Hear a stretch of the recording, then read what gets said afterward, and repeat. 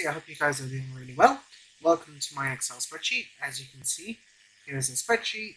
Here's a link to my Instagram, a link to the Bread Code, who's a fantastic YouTube channel. You've got his YouTube page over here and his Instagram over there, and also the Food Geek YouTube and his blog. His blog is where I picked up my pizza recipe actually, so he's got a fantastic pizza on his blog and YouTube. Rightio, here we are. This is my spreadsheet. As you can see over here, we've got the autolyse time. Autolyse is just mixing the flour and the water together. I also add in the salt, so it's a salt autolyse. It's not necessarily a true autolyse, but it just does the job. It's meant to be slightly tighter apparently, but I don't really realise the difference, and it helps you skip a step. You can enter in any time you want between, I'd recommend 20 minutes to about 2 hours. So I usually like to do it for like an hour or so, so I'll enter in 1 hour as so. Now you can see that the whole times now have been generated. Okay, so with this spreadsheet you enter in one variable, any one of these variables, and it can automatically assume the rest of your bread. Right, so that's your autolyse time. You can go 2 hours if you want, like this.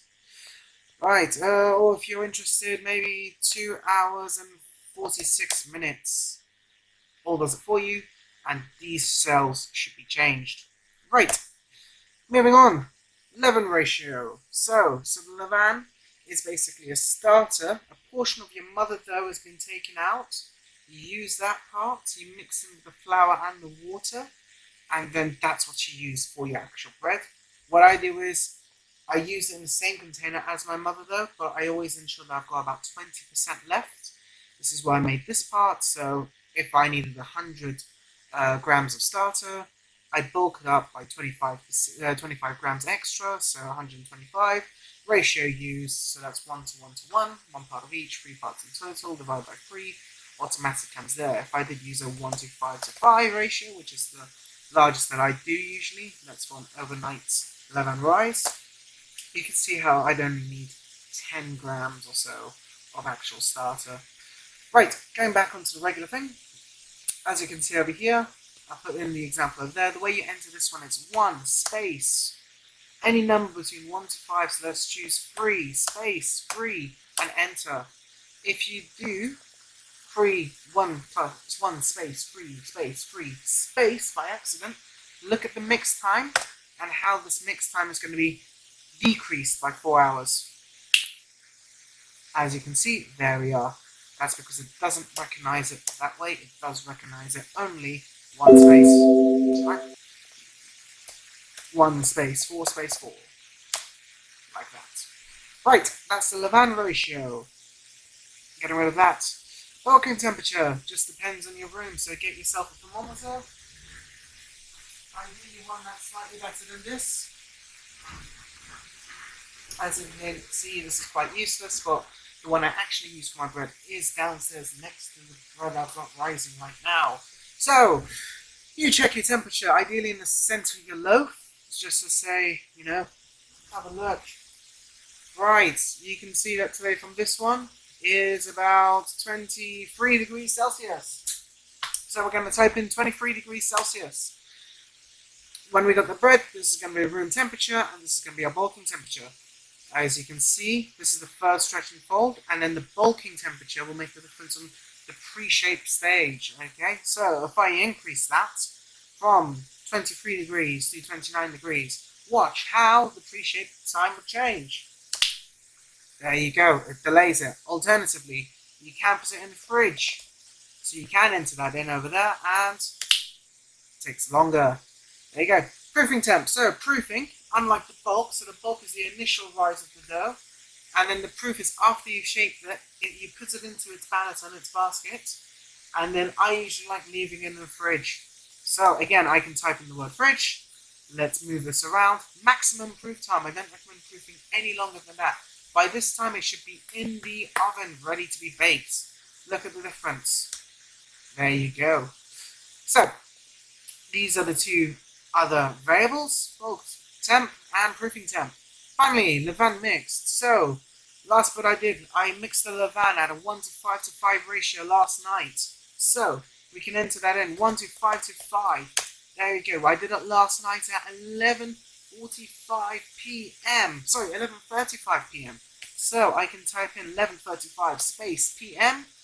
It understands that. Alternatively, I can type in 23:35. No difference whatsoever over there. What else did I do? I had an autolays over here. I had about a 1 hour, 15-minute autolays. So I can type that in and you can see the difference. 10:20 a.m. is exactly the time I mix the flour. So there we are. What's the temperature right now? As we said, it was 23. Downstairs in the kitchen, it's actually about 24 degrees Celsius. 0.3 actually, 0.4 I had it at. So you can just check. Okay, so the pre-shaping time is just a bit earlier. There we go. And as soon as this bread has been shaped, I am going to enter it into the fridge. And that will be affecting the maximum proof time. So I'm just going to undo that and redo that. Right, say if, I don't know, say if you've got a commitment at 3 p.m, you need to make sure the shape has been over and done with by 3 p.m. What you can do is you can go onto Data tab and go into the What If analysis. Under the What If, you can go into Goal Seek. Now, we said we wanted it done by 3 p.m, right? So we want to be out of the house by that time. So let's just say we want to finish it at 2 p.m. We don't enter this 2:55 p.m. That would be wrong. You have to enter this one in the 24-hour clock. Oh, I didn't like that actually. Like that.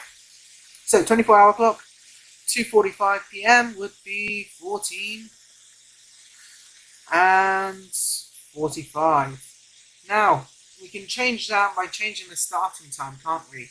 So I click on to the 11:35 p.m. cell, and hopefully that will automatically do it for us. Now, over here, you can see that there's an error, but you can read in this area over here what this number is. Quick tip would be to do equals 1 and enter, just like that. And then you can see it says actually start at 10:35 p.m. the night before, which means that everything's been shifted about an hour or so. You can see how the daytime would be, the start of the autos would be an hour earlier. If I undo, and then redo, like that. Right, finally, cooking time. I do it at around 2:30, 2:35. Just depends if I'm spraying it with water or the breads in order for there to be steam, or if I'm using a Dutch oven. Dutch oven, 230 all the way through. If I'm spraying it or using a tray of water, it's going to be 235. That's that, and then you can just manually enter in whatever you want. Oh, thank you. You can enter in whatever you want, no effect to the cell whatsoever. This is just for your tracking benefits. Likewise, it's the notes section. As you can see, I've made it very long. Okay, and you can write in in-depth notes. So, if I actually open my personal page over here, you can see I've actually increased this area. This is the current bread I'm using. This is the last bread I made, and this is the bread before that. These are all of the information I type in just to keep track of every single thing I do. And the nice thing is actually these are all fixed. So if I go back onto the regular one that you guys have access to, you can see how this part over here does not move. But the rest does. Okay, so that is that. Finally, pizza page. Who doesn't have a pizza pie? Much simpler. These are the times up here. So I'm assuming you're taking about 15 minutes to mix all the flour, the water, the olive oil, because we need olive oil in this one, the semolina or a third type of flour, maybe rye, maybe wheat, whatever you do prefer. So that's over there. 15 minutes for mixing that, 30 minutes for resting from the first coil fold, or the stretching fold, which will be like that. Rotate, stretch, rotate, and rotate one final time. That will be one for the stretching fold, alternatively the coil folds, as you can see in other people's videos. Especially Breadcode loves you in this one. Coil fold 2 and 3. Now, as you can see on coil fold 3, I've got a 0 time over there. That's because after your third coil fold, it goes straight over to the rest of the bulk, the initial bulk rest. And I've set that at 3.5 hours. That's a good average. If your house is at 30 degrees Celsius, maybe reduce that by an hour. If not, that's fine. This is meant to be a much simpler page because pizza is meant to be simple. Finally, after you've left it rest for 3.5 hours plus the stretching folds, you can just shape it into tiny balls. I reckon around about a bit over 200 actually. 250 will be quite a nice one. 250 to 350 or 200 to 300, just depending how big your pizza stone is. And then that's that. If you want, you can make notes. I personally haven't really made many notes because I don't make pizzas that often. I am usually doing gym classes in the evening or tennis classes in the evening, hence I don't have a lot of time to come back and make something like a pizza after that. So, I hope this helps. One final thing I have got this sheet as well. It's on Word. It's been chapterized as well. And then you just get a bit more information about everything that I've been talking to you guys about. So, without further ado, please don't hesitate to ask me any questions that you might have, and let's get baking. Peace out, guys.